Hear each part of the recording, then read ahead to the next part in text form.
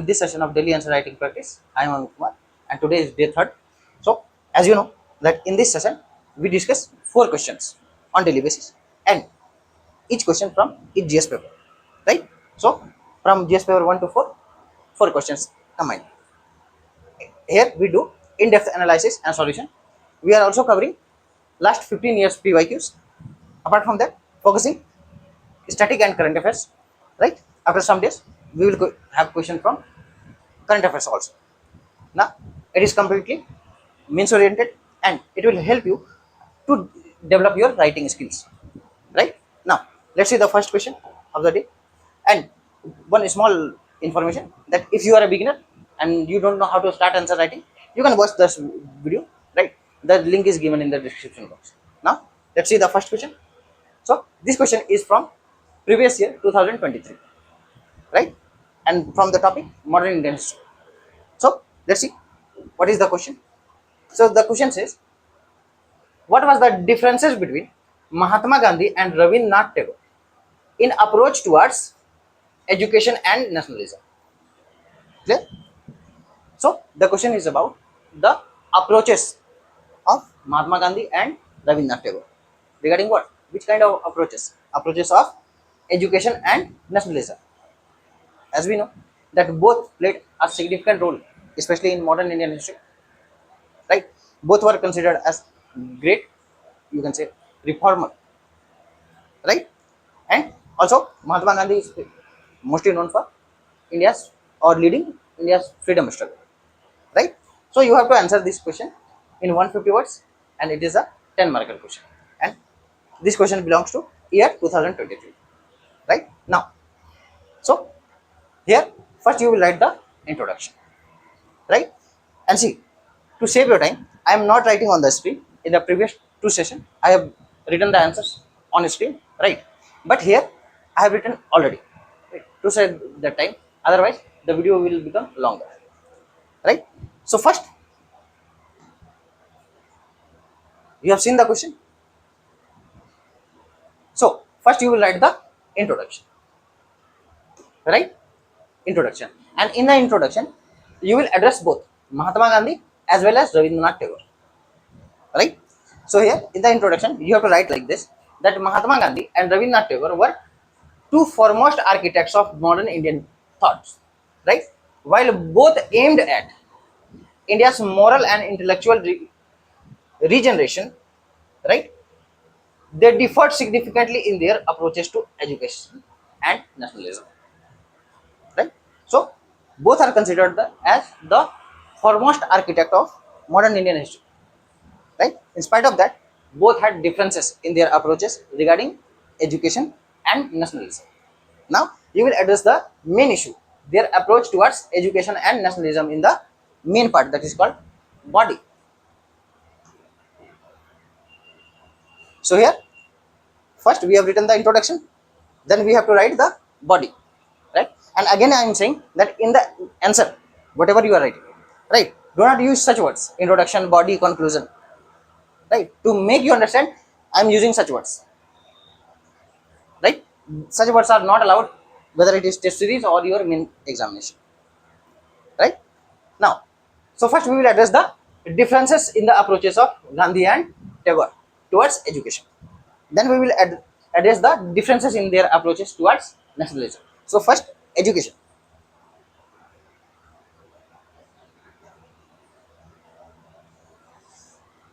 Right? So one side, and if you have to compare, right, difference means what? You have to tell the differences, distinguish between both, right? So best method is to draw a table, right? It will save your time. So one side you have to write Mahatma Gandhi, on the other side you have to write Rabindranath Tagore, right? So first, Mahatma Gandhi, he advocated education for self-reliance, character building, and rural uplift, right? This was the approach of Mahatma Gandhi towards education. Clear? Rabindranath Tagore, he advocated, right, education for holistic development, overall development, right? Holistic development, creativity, and universal humanism. So even here you can see that there is quite difference, right? So first, here Mahatma Gandhi focuses on self-reliance, but Rabindranath Tagore focuses on holistic development. Holistic development means, right, at large scale, right, at wider scale. Apart from that, creativity. Creativity means it also includes art, literature, also, and universal humanism. But Gandhi says character building, rural uplift. Next point you can write Nai Talim, right? So Gandhi focused on Nai Talim. What is this Nai Talim? It means basic education, right? Elementary education, basic education. So everyone should have the basic education, right? And it will lead that person towards the further or advanced education, right? So Gandhi focused on Nai Talim, that is known as basic education, integrating productive manual work with learning, right? So Gandhi also not only focused on the formal learning but also on manual works, right? Manual works. So manual works, like in ancient time, right, Gurukul students have to do manual works, whether they were prince or a poor person student, right? So Gandhi advocated, right, the productive manual work with learning, right? Whereas Tagore, he said that learning through nature, art, music, literature, and free inquiry. Free inquiry means students should be able to ask questions, right? They should be able to raise questions. They should be allowed to raise questions. That is called free inquiry. Also, he talked about what? Art, music, literature. Clear? Next point. Gandhi focused on mother tongue and vocational education. Rabindranath Tagore, he emphasized on multilingual learning and global cultural exposure, right? Next point you can see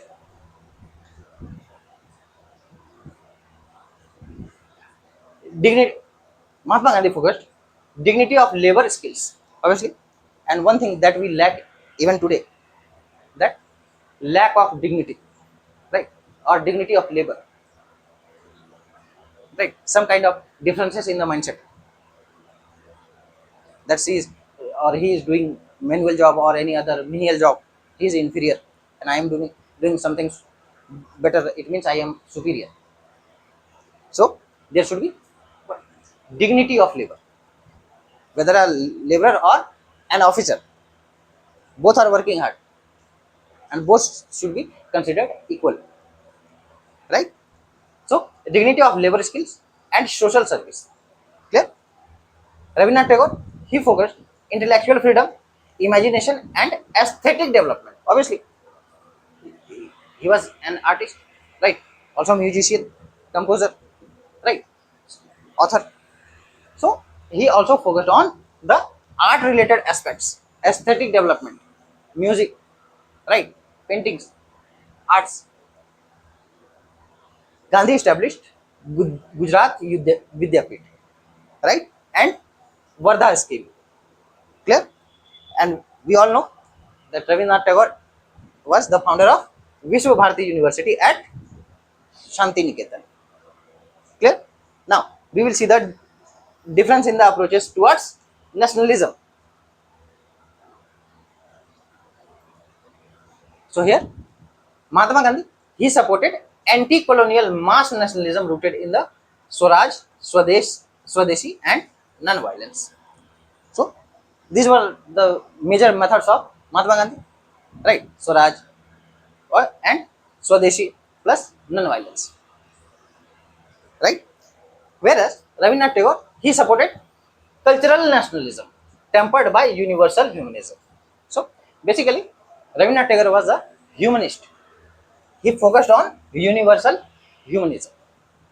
Next point, Mahatma Gandhi, he focused on nation building through mass participation and village self-rule, right? Swaraj, right? And as you know that even in the Indian Constitution, the provision of panchayats are inspired from Gandhian philosophy, right? And Gandhi advocated, right? He was the, you can say, great supporter of self-rule in village. and panchayat is nothing but inspired from Gandhian philosophy, right? On the other hand, Rabindranath Tagore, he advocated, right, international cooperation and unity of humanity. So everywhere you can see that Rabindranath Tagore is a what ardent supporter of humanism, humanity, right? Next, Mahatma Gandhi, he said that national freedom as a prerequisite for global peace. Right? And in that sense, each and every state, in the each and every nation in the world, right, should be free.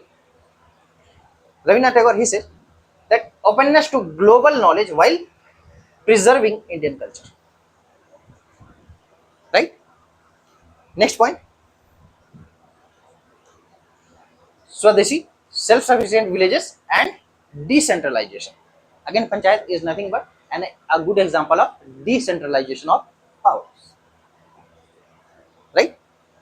Whereas Rabindranath Tagore, he criticized militant and chauvinistic nationalism. Right? Gandhi criticized colonial exploitation. Right?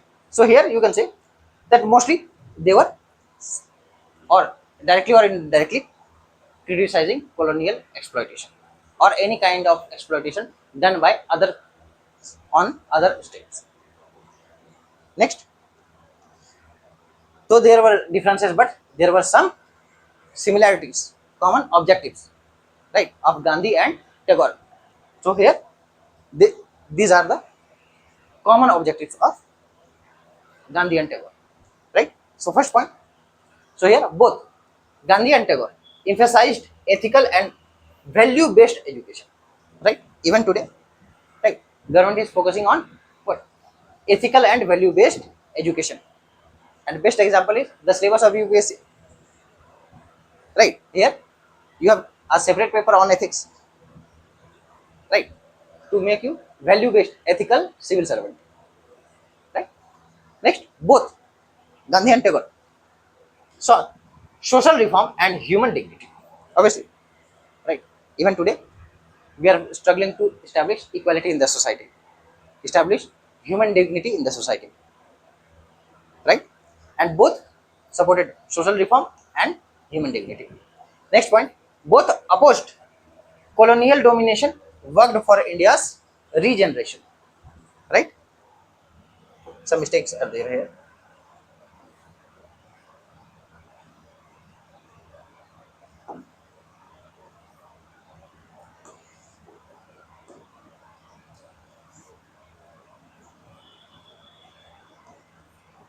Regeneration, right? Last point, both believed that education was essential for creating responsible citizens. Obviously, if you want to create responsible citizens, education is the best method, best tool, and both supported education, right? So that we can create responsible citizens. And lastly, you have to conclude the answer. So here you have to write the conclusion, right? So it says, although Gandhi emphasized self-reliance, mass nationalism, and vocational education, while Tagore championed universal humanism, intellectual freedom, and creative learning, both shared the larger vision of building a just, enlightened, and morally strong India. And their ideas remain relevant for reshaping an inclusive education system and a balanced democratic nationalism. So this is how you should write the answer. Clear? Next question we will see. And next question is from GS paper 2, right? And we have chosen this question from year 2024. And this question is a straightforward question, right? You can easily answer this question if you have understood the concept of secularism, right? And concept of secularism is included in first preamble, right? The word itself is mentioned in preamble, and it was added by 42nd Constitutional Amendment Act 1976, right? So if your concept of secularism is clear, you can easily answer this question, right? So this question says, discuss India as a secular state and compare it with the secular principles of the US Constitution, right? So here you have to discuss means what? You have to explain it, right, in multi-dimensional way. Plus, you have to substantiate with suitable examples, and especially when you are writing the answer of this paper 2, you have to substantiate with suitable articles, right? Important case laws. Without that, your answers in GS paper 2 is vague. It will not fetch marks. So try to remember, right? That always include important articles, case laws. Apart from that, if required, then recommendation of important committees, commissions, right? Here, important of commission or committees are not required, but whenever you are writing answer of polity and constitution, such things are required, right? Apart from that, certain facts, data are also relevant. So here, you have to answer the question, right? In 150 words, clear? Now, let's see the answer. So here, as I said, you have to discuss the answer, right? First, you will write the introduction. So in the introduction, you will define that India is a secular state, right? Secular state. Plus, you will also include the US Constitution, right? Because the question demands both. Then you will, in the body, you will compare, right? You will talk about the differences as well as similarities between secularism in India and US. And finally, you will conclude the answer, right? So first, what should be the introduction? Here you can write like that, right? And the best method is to define the word secularism. What is the meaning of secularism? So secularism simply means or denotes the principle that state maintains neutrality towards all religion while guaranteeing freedom of conscience and religion. So that is the simple meaning of secularism, right? Though state mentioned, right, the state maintains or, or you can say separation or distance from religion, but it provides what? Freedom of conscience and religion, right? And what is the major difference in India and US? In India, we don't have strict separation of state and religion, but in USA, right, there is strict separation between state and religion, or you can say state and church. But in India, we don't have such kind of watertight compartment. Right, we will see further. Then you can continue that India follows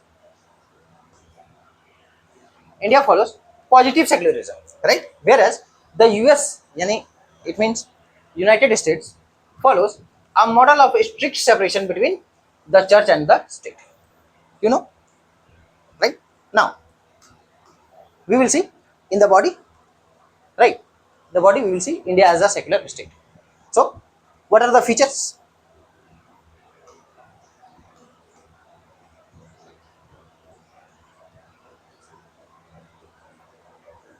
So first, constitutional basis. What is the constitutional basis? As I said, the term secularism, right, was included in the preamble by 42nd Constitutional Amendment Act 1976. And one more thing, I have used abbreviation, but you should avoid such thing, right? You have to write full words.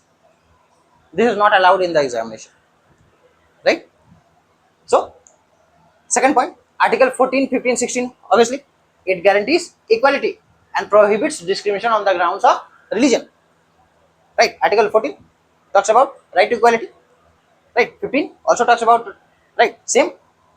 14 to 18 is related to right to equality, and all these three articles 14, 15, 16 prohibits discrimination on the grounds of religion.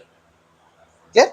Next point, apart from that, articles 25 to 28 guarantees freedom of religion, right?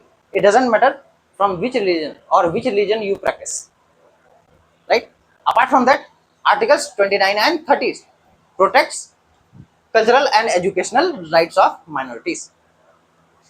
25 to 28 is common for all religion, but 29 and 30, it is especially for minorities, right, to protect their cultural and educational rights.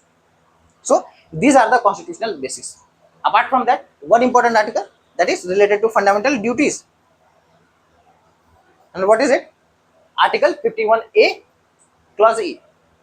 And what is it? It says promotes harmony and the spirit of common brotherhood. Right? There should be harmony in the society. Right? We should practice common brotherhood. Right? And we should give up any kind of enmity, right, or hatred towards other religion.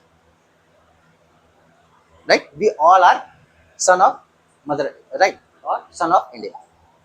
Simple. Next, here you have to explain the features of Indian secularism. So, what are the features? First, no state religion. Right? India is a secular state, and as a secular state, we don't have any state religion. Right? We have democracy, not theocracy. Right? So, state treats all religion, especially under Article 25 to 28, right, equally.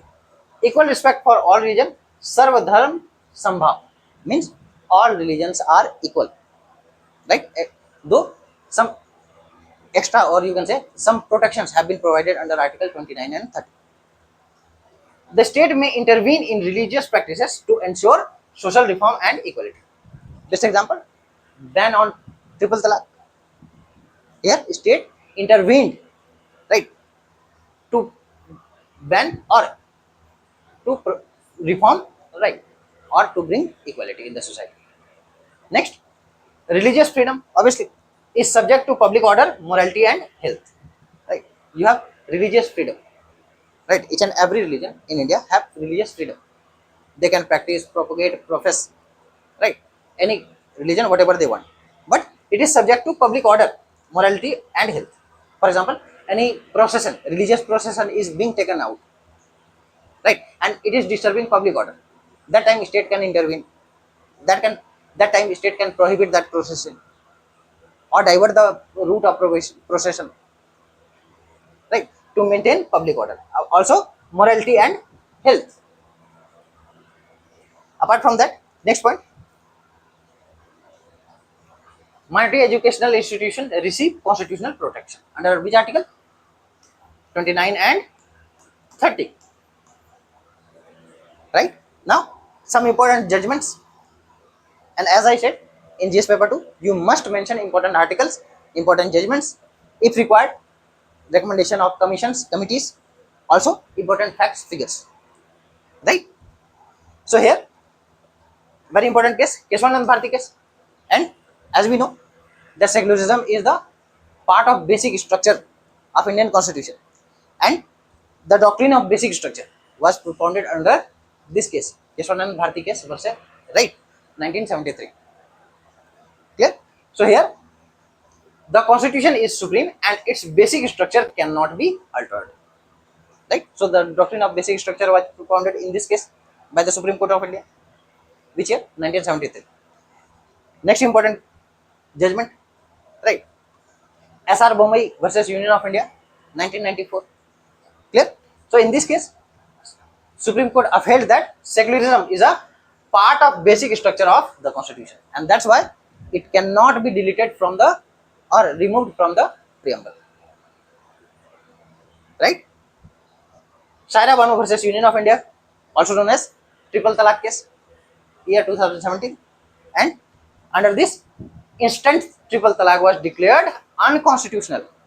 And here you can see that state has intervened, right, to ban any kind of ill practice if it harms the society, it harms the people, right?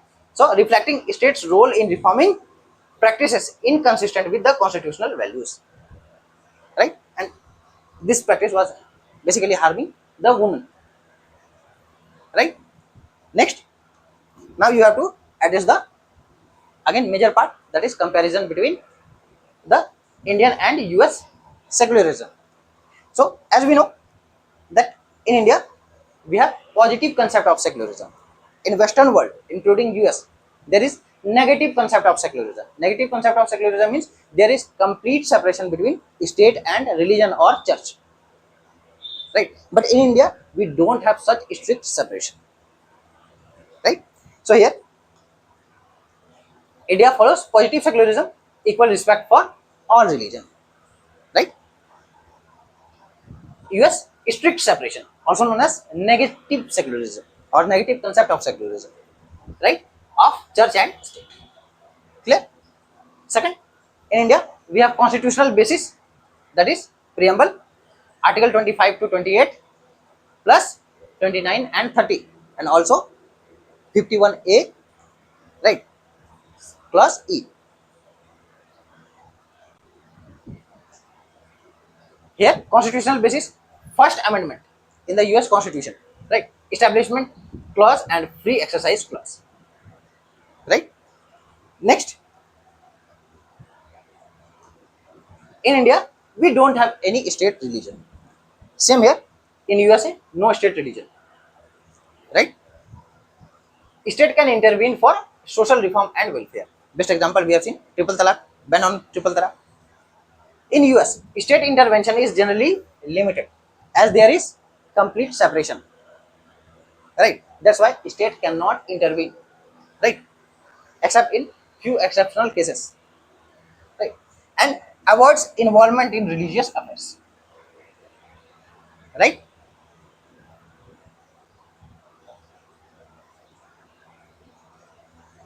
Next point, in India, state may regulate secular aspects of religious institutions, only secular aspects, right.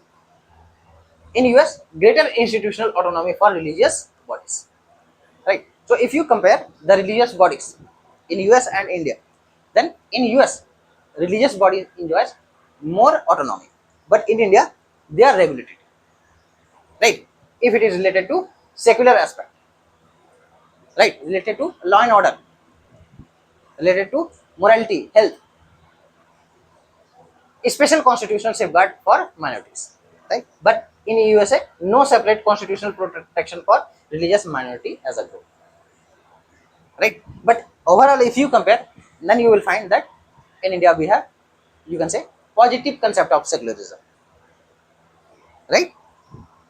Here, principled engagement with all religions, right. Principled engagement, right. You can say equal distance, equidistance model, right. And in case of minorities, special provisions, Article 29 and 30. Here, in USA, institutional separation between religion and government, right. Now we will see the similarities in India and USA. So here, both India and US guarantee freedom of conscience and religion, right. So whether it is India or USA, both countries guarantee freedom of conscience and religion, right. Next, both prohibit the establishment of an official state religion, right. As we have seen, both countries have no state religion. Next, both uphold equality before law and protect religious liberty through constitutional mechanisms. Obviously, we have seen Article 14, 15, 16 that prohibits discrimination on the grounds of religion, right. Lastly, we have to conclude the answer. So here, again, in the conclusion, you have to conclude the answer. Means the essence of the answer should be reflected in the conclusion. So again, you have to tell about the secularism, right. We have addressed all the parts, right. Major part of the question, similarities, differences. Now you have to conclude the answer. So here you can write like this: that India and the US embody different model of secularism shaped by their distinct historical and social context. While India adopts positive secularism, obviously we have seen, with principled state engagement to ensure equality and reform, the US emphasizes strict institutional, right, strict institutional separation, right.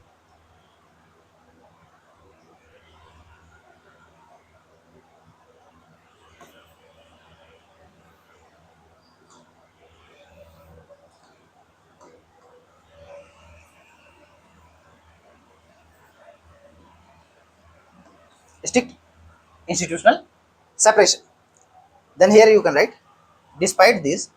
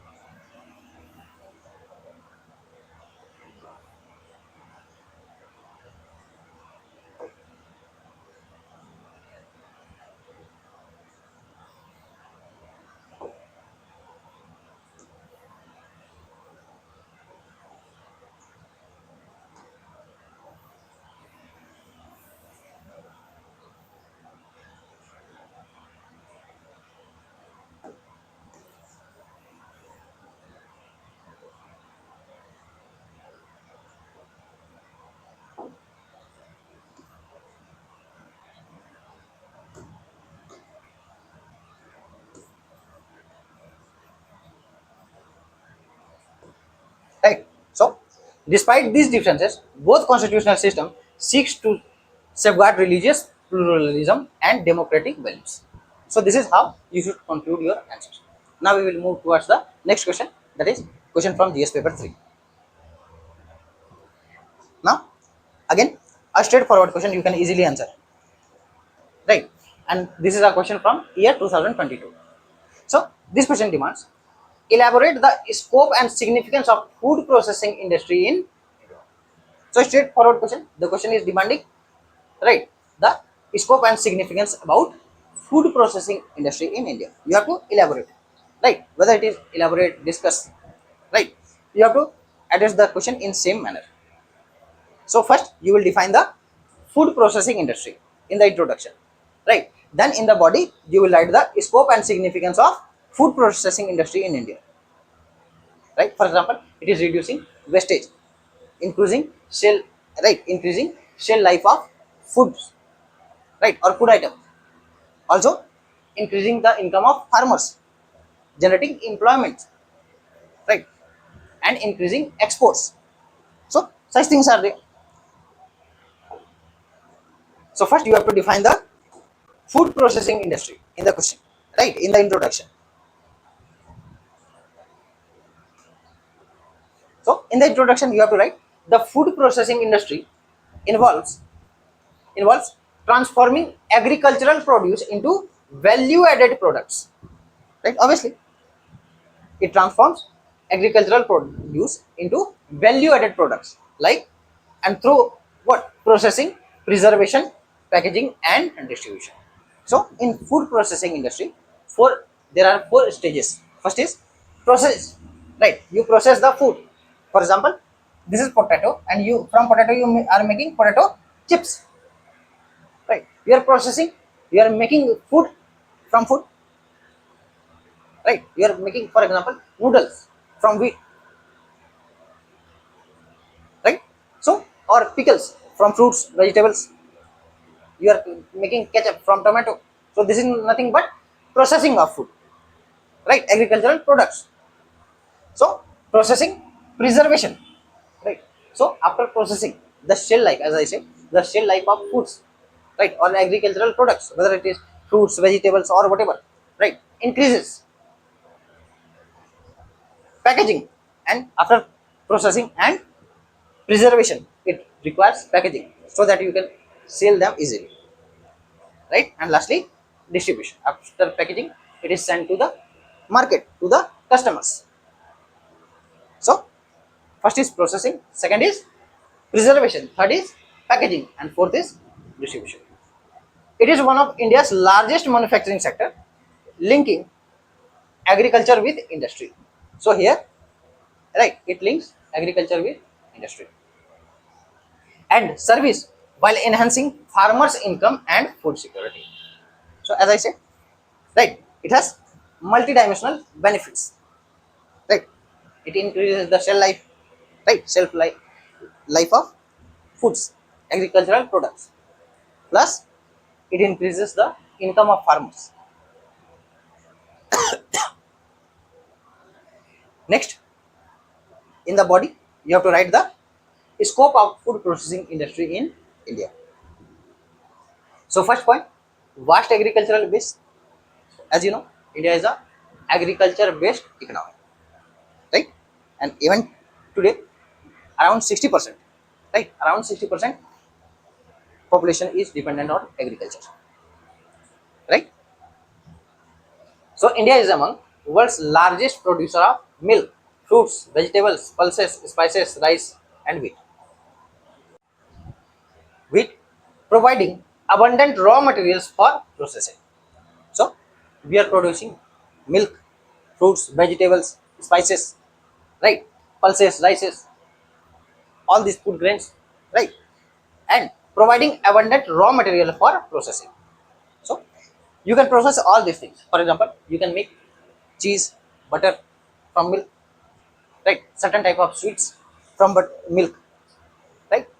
Fruits, vegetables, we all know, right? A number of products are being made from fruits and vegetables, pulses, spices, rices, wheat. Next point, growing domestic demand, obviously, right? Why growing demand? Rising income, urbanization, and changing food habits, obviously. Rising demands, urbanization, and in urbanization, right, people are working, mostly people are working in the offices, right, 9 to 5 job, so they have less time to cook, and it demands ready to eat food, right? So changing food habits and has increased demands for processed food and ready to eat foods, right? We are getting 2 minutes breakfast. 2 minutes break means it hardly takes 2 to 5 minutes to cook that breakfast, right? You can just have a good breakfast just by adding boiling water, right? And all these are possible only because of food processing industry. Clear? Next, export potential. So obviously, right, when you produce, right, excess of certain things, then you get chance to export such things, right? So here India is a major exporter of products such as marine products, spices, tea, coffee, basmati rice, processed foods, right?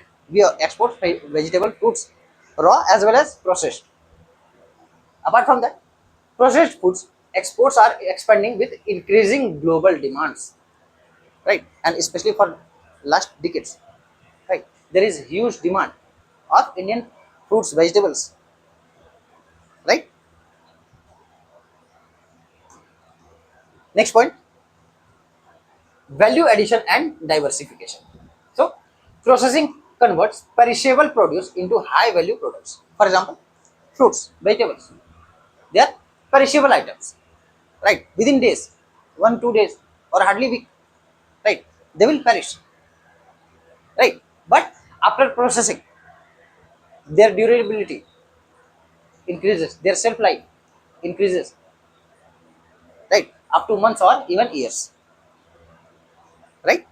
So, increasing profitability for farmers and entrepreneurs. Next is government support. Obviously, government is also supporting through different schemes. For example, schemes such as Pradhan Mantri Kisan Sampada Yojana, right? PLI schemes for food processing industry and mega food parks promotes investment, infrastructure, and value addition. Right? I have written this the name of a scheme in short, right, to save your time or to save space, right? But write the name of a scheme, right? Full name of a scheme or whatever.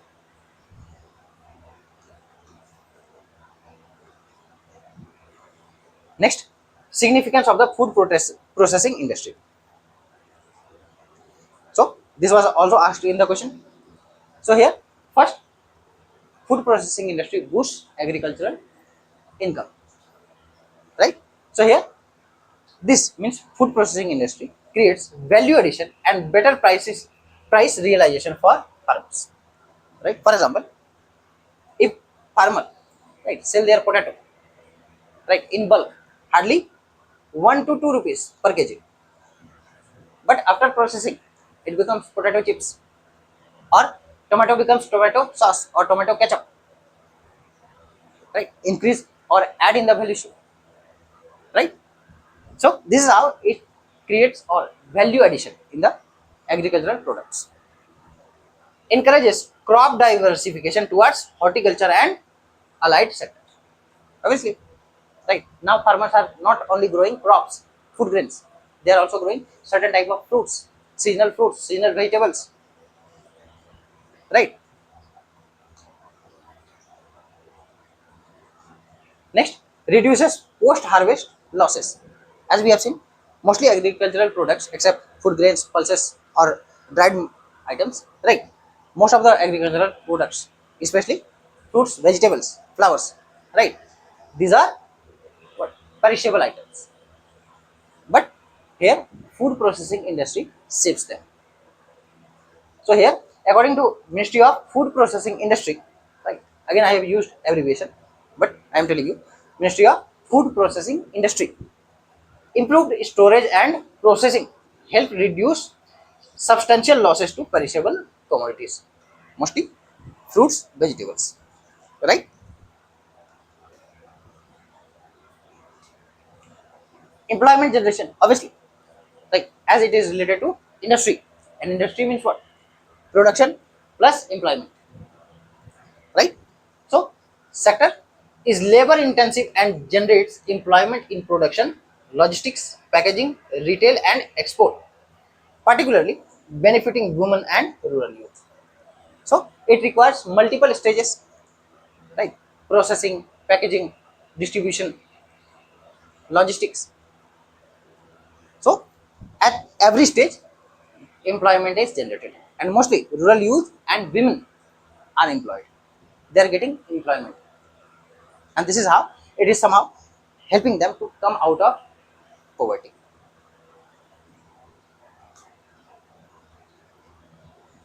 Next, contribution to economy, right?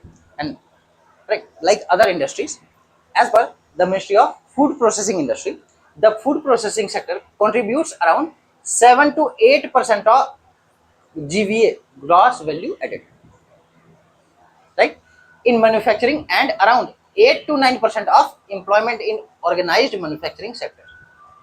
So you can understand the importance of food processing industry in India. Next important point, enhances food and nutritional food security, right? So processing, right,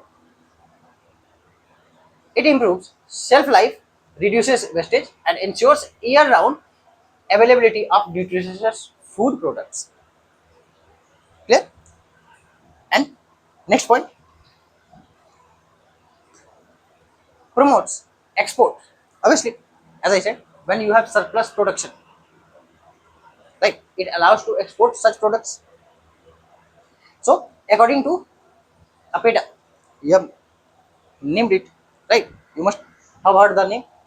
So APEDA, it says processed food products constitute a significant share of India's agricultural export, strengthening foreign exchange earnings. Obviously, when we export anything, we earn dollars, right? We earn dollars. It, right, it strengthens our foreign exchange reserve, forex reserve. Next point, supports sustainable development.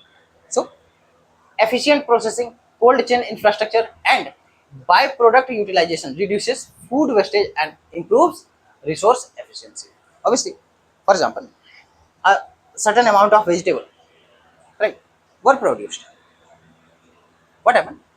Vegetables are perishable item, and within few days, right, whether use them or they will become wastage. So food processing has increased their shelf life, and this is how it also helps in sustainable development, right, reducing wastage. And lastly, you have to conclude your answer. So again, the essence of the answer should be reflected in the conclusion. And one more thing I would like to add, that your conclusion should be optimistic, forward looking, right?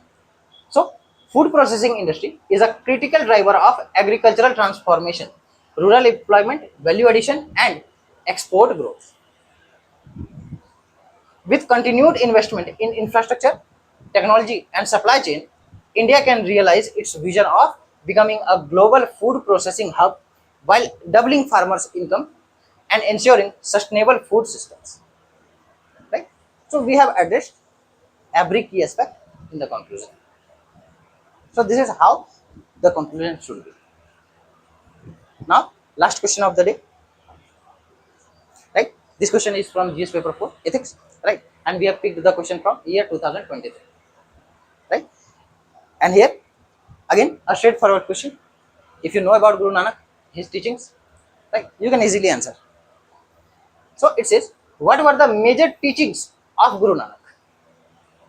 Right? Previous sessions, we have discussed about Mahavir. Now, in this question, UPSC has asked about Guru Nanak. Right? This is how you should learn about these great, especially spiritual leaders. Right? So, explain their relevance in the contemporary world. Right, similar type of question was asked about Mahavir.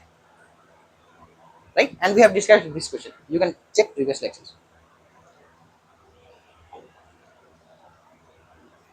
So here, first we will talk about, means in the introduction, you will tell about Guru Nanak. Right? In the body, you will explain his major teachings. Right? And lastly, you will tell the contemporary relevance of Guru Nanak's teachings. Right? Now, let's see the introduction. So first, introduction is, so Guru Nanak. Remember, I always tell you that whenever you are writing about any political thinker, spiritual leader, or right, so you should mention their year, means year of birth and year of death. Right? In bracket, it should be mentioned. It is nothing but it is an add-on. So Guru Nanak, year 1469 to 1539. Right? So was the founder of Sikhism and a great social and spiritual reformer. Both. He was a social as well as a spiritual reformer. Right? And founder of Sikhism. His teachings emphasized devotion to one God, obviously, equality, honest living, and selfless service, laying the foundation for an inclusive and compassionate society. Right? So here we have discussed about Guru Nanak, that who was he? He was a founder of Sikhism, spiritual and social reformer. Clear? Now we will discuss about the major teachings of Guru Nanak. So what were the major teachings? So first is Ik Omkar. Right? Ik Omkar means there is one God, one supreme God. Right? So he said that Ik Omkar means believe in one universal formless God. God has no form. He is formless. And he, even we call God as he, but even God has no gender. Right? When he is or whatever she is, right? So when anything is formless, you cannot determine his gender, his form, gender, right? Shape, size. So God is what? God is formless. Believe in one universal formless God. Second, promoted unity of humanity beyond religious divisions. So again you can see that he was a great humanist. Clear? Second, Naam Japna, or it is also called Naam Jap or Japna. Right? Japna means meditation on God's name. Right? You meditate, but in the name of God. Clear? Even Buddha, right, advocated the same thing. Mahavir also advocated the same thing, that you should meditate. Clear? Next, emphasized constant remembrance of God through prayer and righteous living. Clear? Second, encouraged inner peace and spiritual discipline. So such things were emphasized under Naam Japna or Japna. Right? Third, Kirat Karni. Right? Kirat Karni means what? Honest livelihood. Right? So mostly it is applicable on each and every person on this earth, that you should have an honest livelihood. Right? Whether you are a laborer, whether you are an officer or businessman or whatever, your livelihood should be honest. Right? So advocates means Nanak advocates earning through honest means, not through corruption or deceiving people or others. Right? Condemned exploitation, corruption, and dishonest practices. And all these applicable to a common man or even you are a civil servant. Next, Vand Chakna. Right? What is Vand Chakna? Means sharing with others. Right? As we say, that sharing is caring. So he advocated sharing of what? Food. And best example is langar. Right? encouraged sharing one's earning and resources with the needy. Right? You have abundant of resources, wealth. You should share with the needy. Right? Promoted compassion and social responsibility. Clear? Next, next point you can write equality and human dignity. See, any social and spiritual reformer, leader, right, always advocates equality and human dignity. Whether it is Buddha, Gandhi, Mahavir, Nanak, Dr. Kalam, or anyone, right, who is a true social reformer or spiritual reformer, he will or she will advocate equality, human dignity, truth, peace, love, right, compassion. All these are common among these leaders. So, rejected caste discrimination, untouchability, and gender inequality. Clear? Such things are reflected even in the Indian Constitution. 14, 15, 16, 17, 18. Right? Stressed equality of all human beings before God. Clear? Next, Seva. Seva means selfless service. Right? Do not ask for anything if you are giving something to someone. Right? Do not ask for anything in return. That is called selfless service. Seva. Right? When you will become civil servant, right, you should do the selfless service. And if you are accepting something, right, especially money or any, whether it is cash or kind, it means what, it should be considered as bribe, and it is bribe. So you should do selfless service, that is called seva. Nanak advocated serving humanity without expectation of reward. Right? Example, the tradition of langar, right, that is practiced in, right, 6, and visit any gurudwara, right, there is langar. And what is langar? It is called community dining or community kitchen, right, community kitchen. Next, rejection of ritualism. So he opposed empty rituals, emphasized ethical conduct, devotion and compassion over eternal religious practices, right. So sorry, external religious practices, not eternal, external, right. So these were the major teachings of Guru Nanak.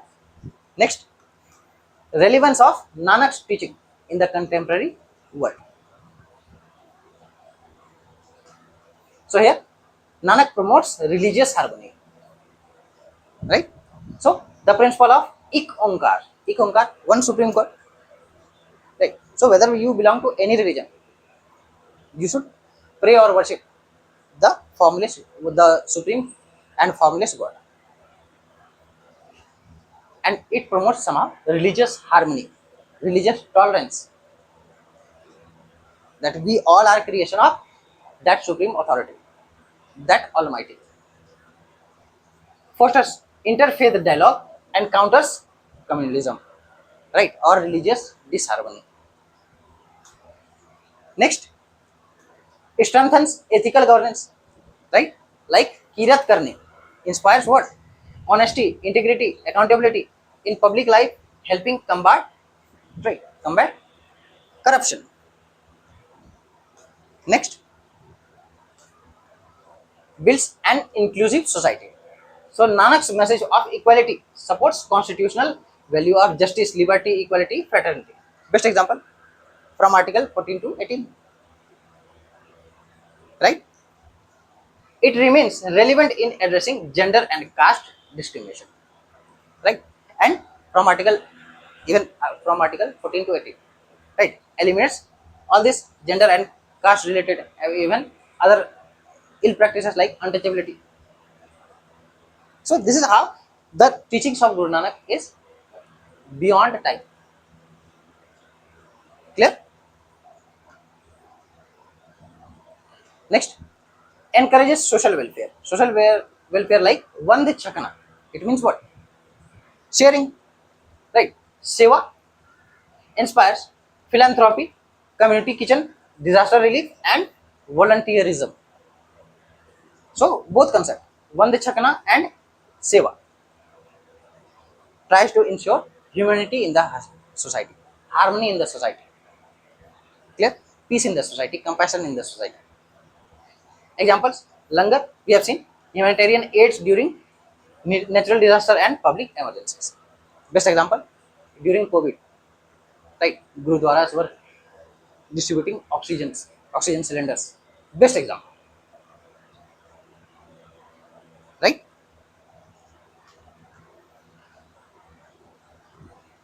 Next, promotes mental and spiritual well-being.